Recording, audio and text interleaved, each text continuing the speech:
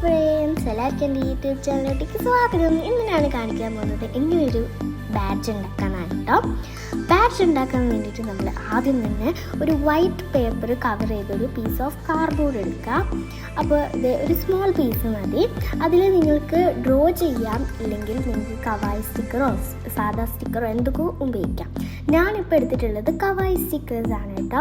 അങ്ങനെ ആ കാർഡ്ബോർഡിൻ്റെ പീസിലോട്ടേക്ക് നമ്മൾ ഈ കവായി സ്റ്റിക്കർ സ്റ്റിക്ക് ചെയ്ത് കൊടുക്കുക. അതിനുശേഷം നമ്മൾ അതൊന്ന് കട്ട് ചെയ്ത് കൊടുക്കുക. വീഡിയോയിൽ കാണിക്കുന്ന പോലെ കട്ട് ചെയ്തതിന് ശേഷം നമ്മളൊരു സേഫ്റ്റി പിൻ എടുക്കുക.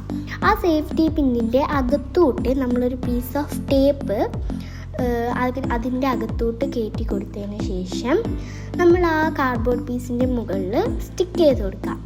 സ്റ്റിക്ക് ചെയ്തതിന് ശേഷം നമ്മൾ ബാഡ്ജ് ഇവിടെ റെഡി ആയിട്ടുണ്ട്. വെരി ഈസിയാണ് ഇത് ഉണ്ടാക്കാൻ വേണ്ടിയിട്ട്. അപ്പോൾ നിങ്ങളും ട്രൈ ചെയ്ത് നോക്കുക. അപ്പോൾ എല്ലാവർക്കും ബൈ.